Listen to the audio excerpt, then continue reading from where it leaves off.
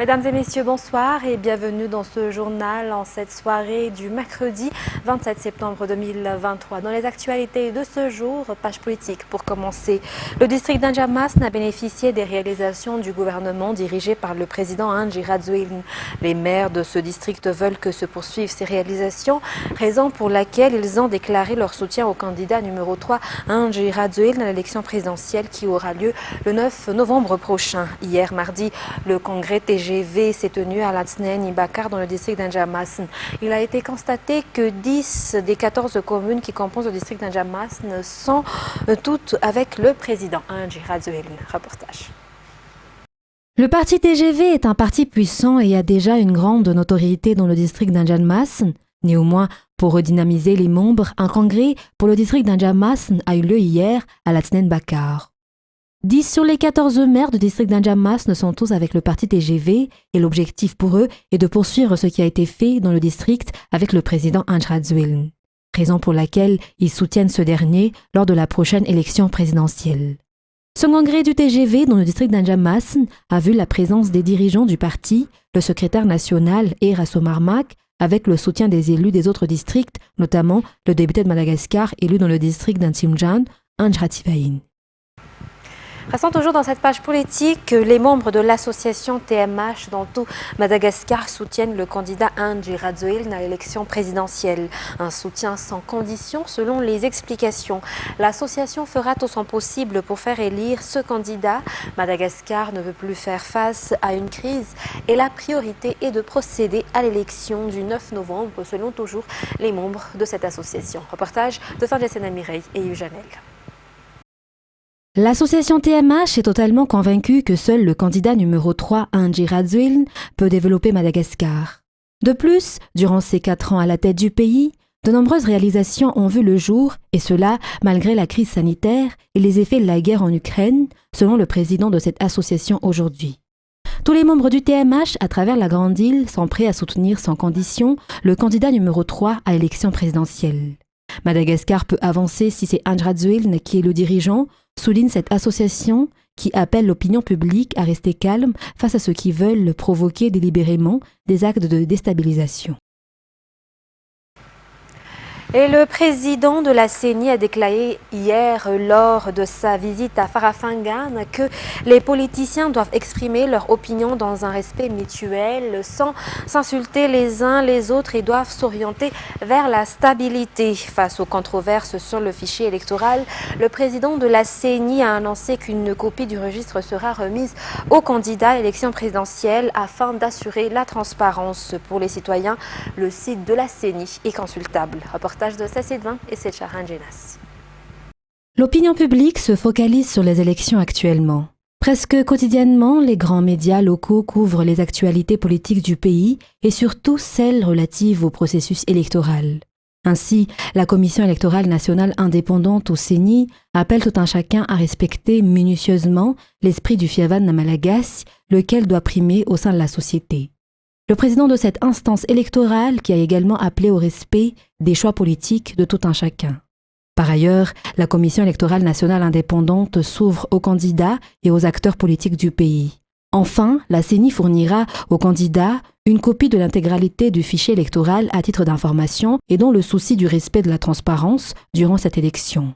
Les citoyens attendent la date du 9 novembre, sont prêts et sont motivés à accomplir leurs devoirs, a déclaré le président de la CENI, comme il l'a constaté lors de sa visite dans le district de Farafengan. Cette circonscription qui a distribué jusqu'à hier 70% des cartes d'électeurs. Dans les actualités sociales, près de 70% des emplois à Madagascar sont encore des emplois informels selon les statistiques publiées par l'OIT ou l'Organisation internationale du travail. Le fait que de nombreux travailleurs ne bénéficient pas encore de sécurité sociale en est un exemple tangible. C'est la raison pour laquelle il est important d'appliquer la loi sur le travail décent à Madagascar conformément à la réglementation internationale sur les conditions de travail. À cet égard, l'OIT, à travers le programme Better Work, a tenu une conférence ce jour pour discuter de l'impact des réglementations internationales sur les conditions de travail à Madagascar. Reportage de Oubrassa Manan et Anzar Hazonarville. Madagascar est l'un des pays qui connaît encore un taux élevé de travail informel, même si de nombreux efforts sont déployés par le gouvernement pour faciliter l'accès à un travail décent, notamment pour les personnes vulnérables, dont les jeunes, les femmes, ainsi que les personnes handicapées. Nombreux sont les salariés qui ne bénéficient pas encore de sécurité sociale et du salaire minimum. Ainsi, il est important d'appliquer la loi sur le travail décent à Madagascar, conformément à la loi régissant le travail décent au niveau international. La mise en œuvre de cette loi qui, à la fois, offre des avantages aux entreprises et accroît le PIB. La conférence a vraiment a été l'opportunité d'une part de retracer ce que sont ces enjeux sur le devoir de vigilance qui sont passés de code de conduite volontaire pour les donneurs d'ordre qui se fournissent ou qui opèrent dans un pays comme Madagascar à des législations qui vont avoir des conséquences pénales et juridiques pour ces grandes entreprises qui peuvent se fournir ou opérer dans un pays comme Madagascar au regard des instances de justice de leur pays.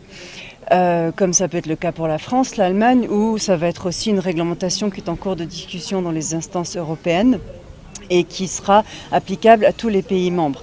Une conférence débat a eu lieu ce jour à l'université d'Ankara, organisée à l'initiative de Better Work, un programme conjoint de l'OIT qui a permis d'aborder la question de la garantie des droits fondamentaux au travail. Par ailleurs, cette conférence a également eu lieu dans un contexte mondial marqué par une responsabilisation accrue des marchés internationaux quant au respect des normes internationales.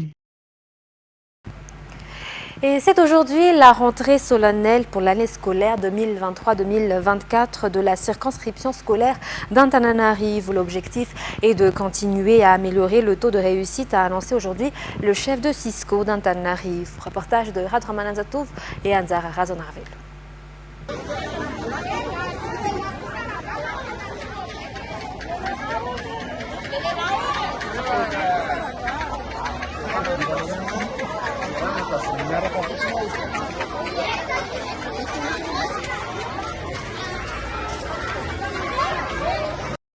Un défilé sur le parvis de l'hôtel de ville d'Analankil auquel ont participé les élèves, les enseignants et le personnel administratif des établissements scolaires, un événement qui a été organisé afin de marquer la rentrée solennelle dans la circonscription scolaire d'Antananarivo aujourd'hui. Il est nécessaire que chacun fasse des efforts pour améliorer le secteur de l'éducation, a déclaré le chef de la circonscription scolaire d'Antananarivo aujourd'hui. Par ailleurs, une sensibilisation a été effectuée par les enseignants.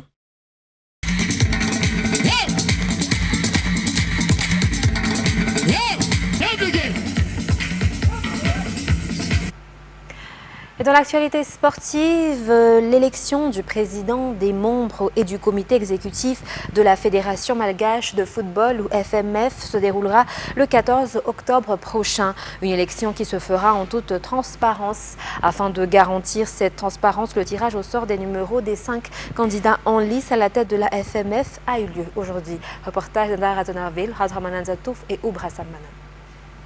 Aujourd'hui, le Comité national d'organisation de l'élection dans le domaine du football a procédé au tirage au sort des numéros des 5 candidats en lice à l'élection du président de la Fédération de football. Ni numéro 1 dia Andriamatou Rakutumamunzi Nepatrek André. Ni numéro 2 dia Andriamatou Rakutumalala Andriniena Stanislas. Ni numéro 3 dia Andriamatou Astina Douglas Wilson.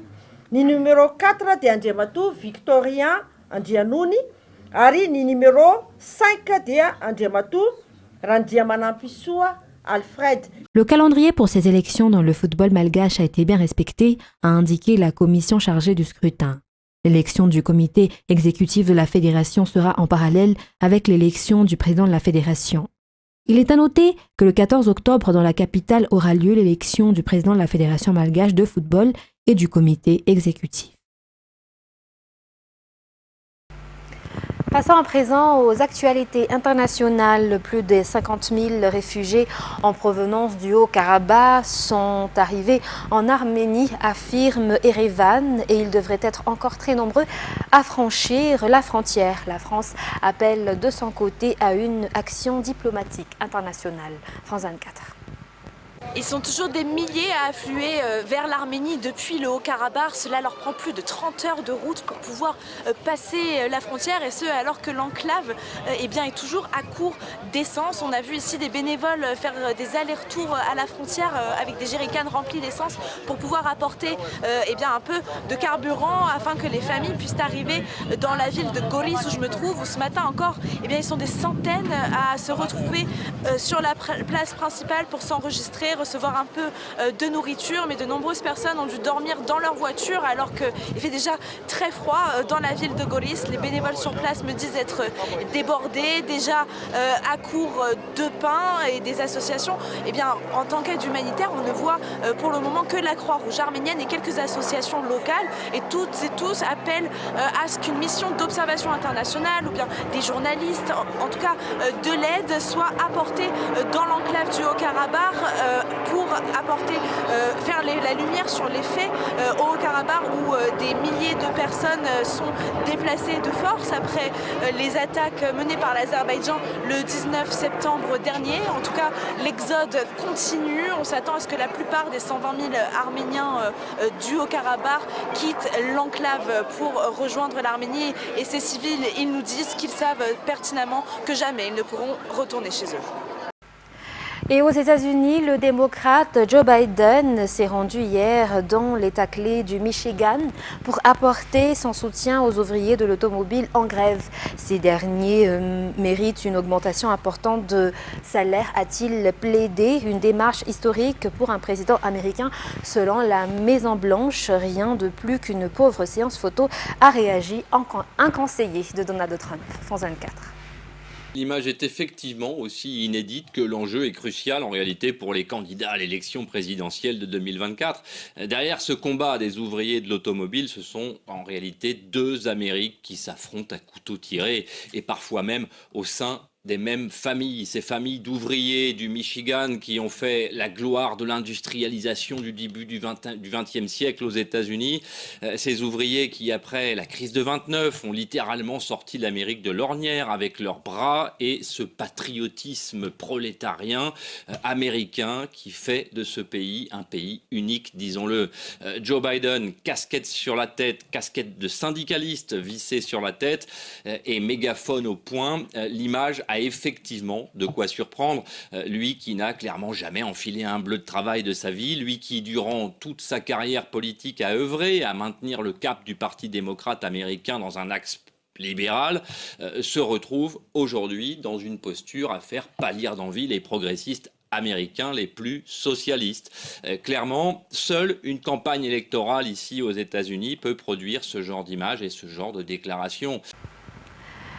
Et les 6 récurrents qui estiment que l'inaction climatique a des conséquences sur leur santé et leurs conditions de vie mettent en accusation 32 pays européens devant la Cour européenne des droits de l'homme, qui doit d'abord statuer sur la recevabilité de la requête. France 24.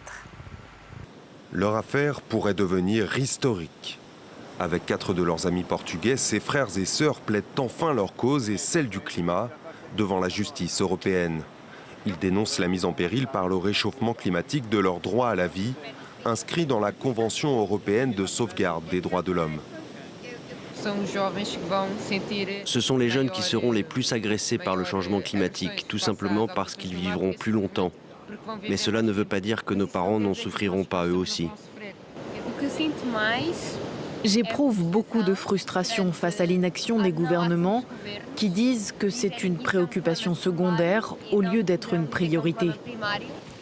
En 2017, les incendies qui ravagent des dizaines de milliers d'hectares et font plus de 100 morts au Portugal provoquent une prise de conscience chez les jeunes plaignants. Dans leur viseur, 6 ans plus tard, 32 États européens coupables selon eux d'inaction climatique. Au siège de la Cour européenne des droits de l'homme, l'affaire est prise très au sérieux. Si les dossiers environnementaux y sont courants depuis 3 décennies, ce mardi, les juges se penchent spécifiquement sur le réchauffement climatique pour la toute première fois. L'arrêt que nous demandons à la Cour fonctionnerait comme un traité juridiquement contraignant pour les 32 États concernés. Il les obligerait à faire beaucoup plus pour réduire leurs émissions de gaz à effet de serre. Avant de se prononcer sur le fond, la Cour doit d'abord statuer sur la recevabilité de l'affaire. À ce jour, environ 3000 litiges climatiques impliquant des États ou des entreprises sont en cours dans le monde. Mesdames et messieurs, c'est la fin de ce journal. Nous vous remercions de votre fidélité. Très bonne suite de programme et très bonne soirée sur Viva. Au revoir.